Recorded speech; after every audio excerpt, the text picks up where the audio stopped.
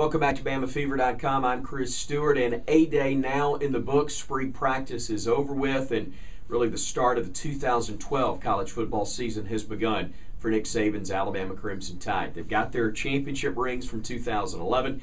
They have made their trip to the White House, and so now it's a matter of moving towards a new season. And I think that's what this team is going to be able to do. I think there are enough guys around that were a part of the team that very easily could have contended for a national championship in 2010, but suffered that letdown off of the 09 championship.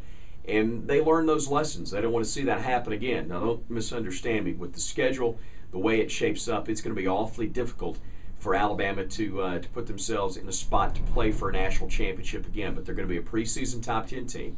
They're going to maybe be top 5.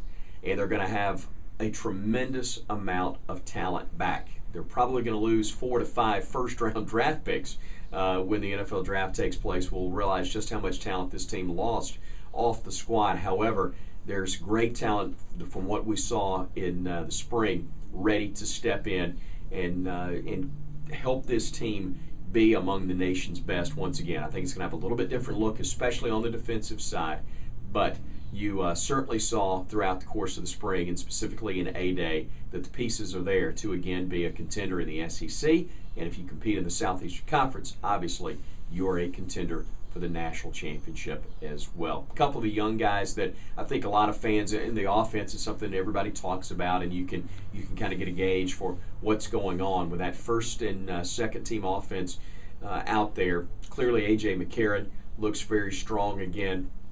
I wouldn't be concerned by the interceptions that were thrown in a scrimmage. We've seen what he can do when the biggest of stages takes place, such as the national championship game. He's going to be just fine. I thought it was really encouraging to see Phillip Sims play as well as he did, although he's been limited because of injuries throughout spring practice, but looked awfully good in the scrimmage. You saw a lot of depth developing, I think, at the wide receiver position, and you also see some different looks in the backfield. Now, you lost over the past couple of years Mark Ingram and Trent Richardson, and while you may not have a guy of that caliber, I think the depth and the versatility you're going to see in the backfield is going to be a lot of fun. Eddie Lacy, even though he didn't go through the A-Day game, is the guy going into fall camp in all likelihood. But behind him, Jalston Fowler, an experienced bruising running back who does have the ability to catch the ball out of the backfield, a big physical running back.